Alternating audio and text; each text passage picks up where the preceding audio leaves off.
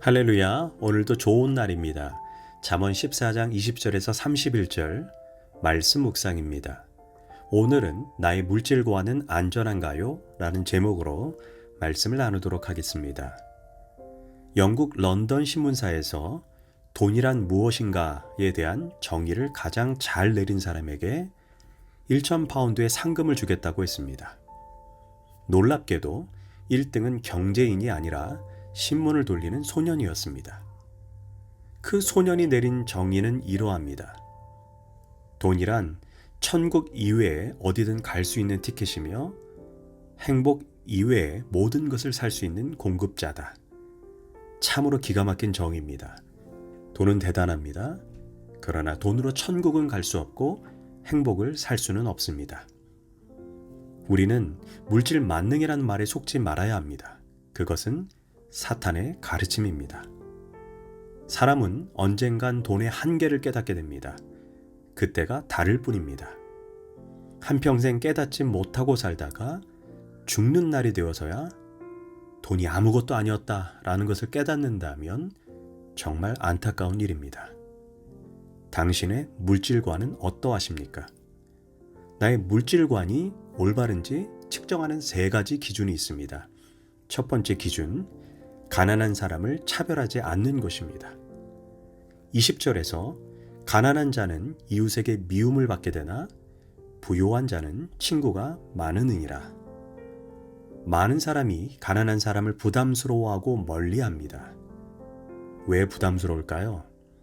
양심이 도와주어야 한다는 도덕적 채무의식을 자극하기 때문입니다.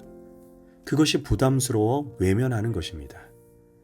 인사만 해도 또 무슨 아쉬운 소리를 하러 왔나? 일단 경계부터 합니다. 그래서 가난한 사람은 보이지 않게 소외감을 느끼게 됩니다. 그래서 솔로몬은 20절에서 가난하게 되면 주변 이웃조차 피하기 때문에 성실하게 노력해서 경제적으로 독립된 삶을 살 것을 권면합니다. 그에 반해 부자는 친구가 많습니다. 사람들이 부자를 좋아하기 때문입니다. 이처럼 가난한 자는 부담스러워하고 부자와는 가까이 하려고 하는 것이 세상의 이치입니다. 그런데 잠언에서 성도는 그런 세상적 가치관을 따라 가난한 자를 무시하거나 업신여겨서는 안 된다라고 말합니다. 21절에서 이웃을 업신여기는 자는 죄를 범하는 자요, 빈곤한 자를 불쌍히 여기는 자는 복이 있는 자라. 돈이 없으면 무시하고 돈이 많으면 존경하고 사람을 인격이 아닌 소유에 따라 구분하는 것은 죄악입니다. 반면에 빈곤한 자를 불쌍히 여기는 자, 그들과 기꺼이 친구가 되어줄 수 있는 사람이 복이 있는 사람이라고 성경은 말합니다. 예수님은 마태복음 25장에서 이렇게 말씀하셨습니다. 내가 줄일 때 너희가 먹을 것을 주었고 목마를 때 마시게 하였고 나그네 되었을 때 영접하였고 벌거벗었을 때 옷을 입혔고 병들었을 때 영접하였고 옥에 갇혔을 때 와서 보았느니라.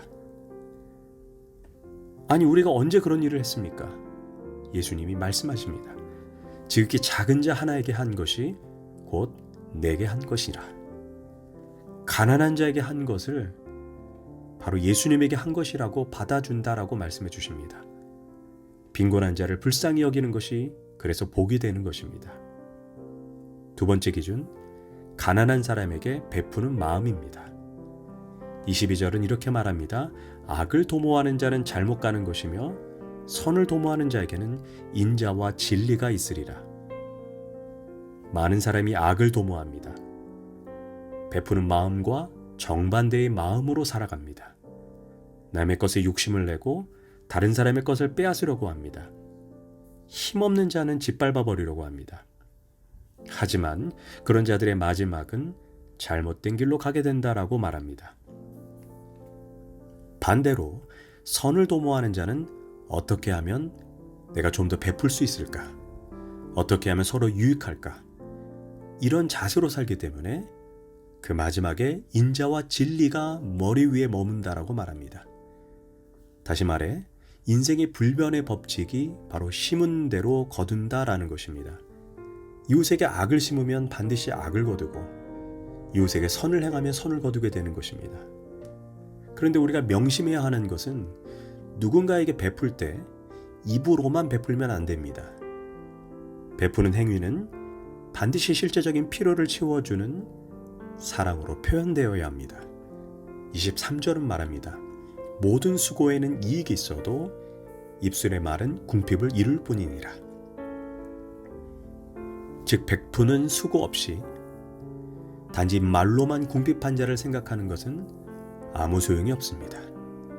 야고보서 2장에서 가난한 자에게 입으로만 배부르게 하라, 따뜻한 옷을 입어라, 평안하게 하라 이렇게 말하면서 그 몸의 실질적인 필요를 채워주지 않는다면 그 믿음은 가짜요, 심지어 귀신의 믿음이라고 말합니다. 실천이 빠진 이론은 아무짝에도 없는 탁산 공론일 뿐입니다. 거기에는 아무 능력이 없습니다. 구체적인 실행, 노력, 수고가 있을 때 가난한 자의 삶에 실제 변화를 가져오게 되는 것입니다. 그렇다면 우리가 왜 베풀면서 살지 못하는 가장 큰 이유가 무엇일까요? 내가 가진 것이 너무 적고 나는 누군가를 섬길 능력이 안 된다고 생각하기 때문입니다. 그러나 하나님이 원하시는 것은 크고 작은 것이 아닙니다. 아무리 작은 것이라도 우리가 하나님의 이름으로 베푸는 삶을 살기를 원하십니다. 며칠 전 인터넷 한겨레 신문을 보다가 시장 바닥에서 노점상을 하시는 김태수 씨의 미담이 소개되었습니다. 5년째 노점상을 하면서 연말마다 불쌍한 사람들을 돕기 위해 대지저금통에다가 틈틈이 돈을 저금한다고 합니다. 그리고 그 돈을 불쌍한 이웃을 돕는 아름다운 재단에 기부한다고 합니다. 많은 금액은 아닐지라도 매년 20만 원을 기부한다고 합니다. 그러면서 그분이 이렇게 말합니다. 세상에는 나눌 수 없을 만큼 가난한 사람은 없다고 생각해요. 아무리 가난해도 나눌 수는 있잖아요. 사실 그 사람의 돈이 어디에 사용되는가를 보면 그가 어떤 사람인지를 알 수 있습니다. 돈은 우리가 어떤 사람인가를 나타내는 가장 정확한 저울입니다. 바로 돈지갑이 그 사람의 인격입니다. 31절은 말합니다. 가난한 사람을 학대하는 자는 그를 지으신 이를 멸시하는 자요, 궁핍한 사람을 불쌍히 여기는 자는 주를 공경하는 자니라.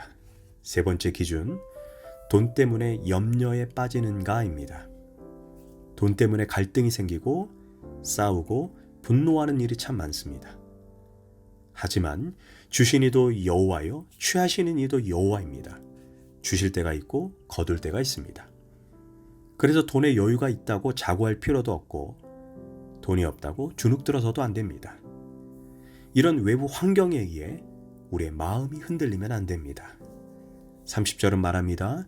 평온한 마음은 육신의 생명이나 시기는 뼈를 썩게 하느니라. 평온한 마음은 염려하지 않는 마음입니다. 그럼 우리가 어떻게 해야 염려하지 않을까요? 돈을 바라보지 말고 하나님을 바라봐야 합니다. 하나님을 바라보며 찬양하고 기도하며 말씀을 묵상할 때 하나님 우리에게 그 누구도 빼앗을 수 없는 평안을 주십니다. 내가 너를 사랑한다. 내가 너를 안다. 내가 이 문제를 해결할 것이다. 이런 말씀 한마디만 있으면 어떤 상황도 헤쳐나갈 수 있습니다. 그러나 하나님을 바라보지 않으면, 사람만 바라보면, 돈만 바라보면, 환경을 바라보면 낙망하고 절망할 수밖에 없습니다.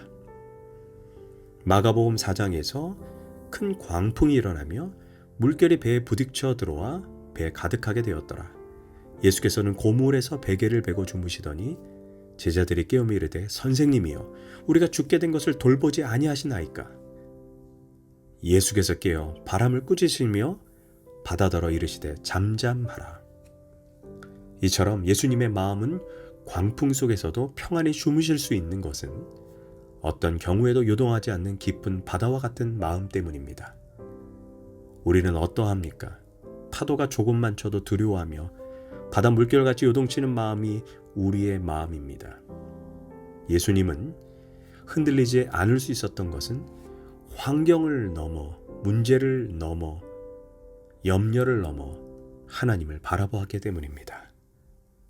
기도하겠습니다.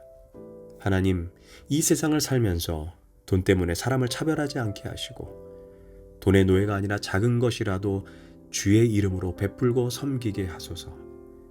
무엇보다 돈 때문에 염려하지 말고 어떤 상황 가운데에도 하나님을 바라보게 하소서. 예수님의 이름으로 기도합니다. 아멘.